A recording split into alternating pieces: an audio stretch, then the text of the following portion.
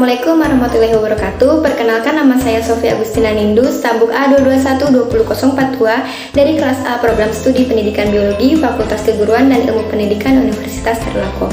Pada kesempatan kali ini, saya akan membahas beberapa alat laboratorium yang terdapat pada satu jurnal yang berjudul Pemeriksaan Kualitas Mutu dan Cemaran Mikrobiologi Ikan Pindang Layang atau Decapterus SP di Pasar Mangbar, Bali oleh Ibu Putu Agus Feris Trisna Putra dari Institut Ilmu Kesehatan Medika Persada Bali.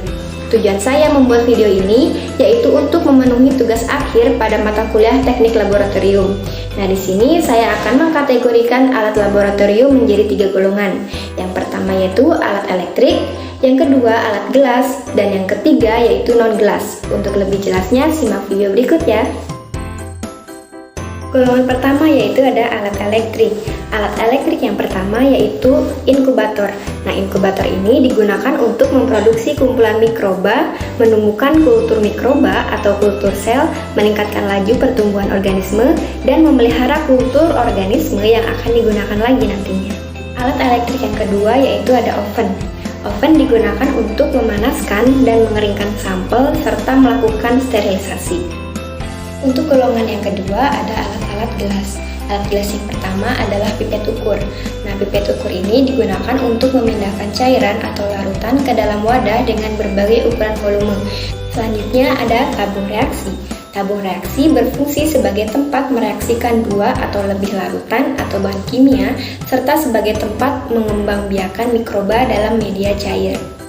Selanjutnya ada labu Erlenmeyer.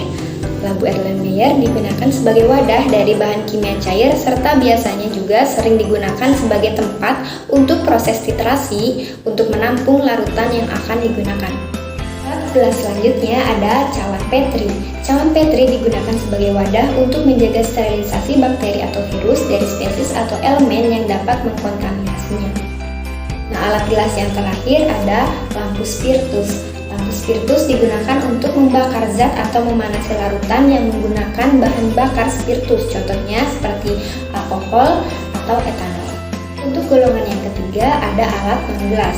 Alat non-gelas yang pertama adalah jarum OC. Jarum OC digunakan untuk menginokulasi mikroba dari suatu media ke media lainnya.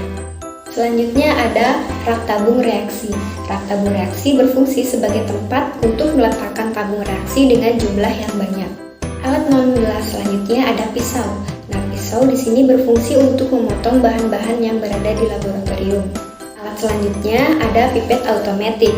Pipet automatik bisa disebut juga dengan mikropipet. Nah, mikropipet ini digunakan untuk memindahkan cairan dengan memompanya sesuai dengan volume yang sudah diatur.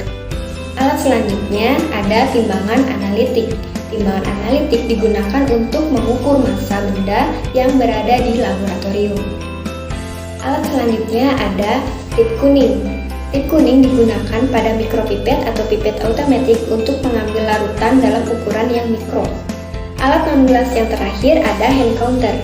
Hand counter berfungsi untuk memudahkan dalam penghitungan koloni agar tidak lupa pada saat menghitung. Itulah beberapa alat laboratorium yang dapat saya paparkan dari jurnal tersebut. Semoga dapat bermanfaat bagi kita semua. Sekian dan terima kasih. Wassalamualaikum warahmatullahi wabarakatuh.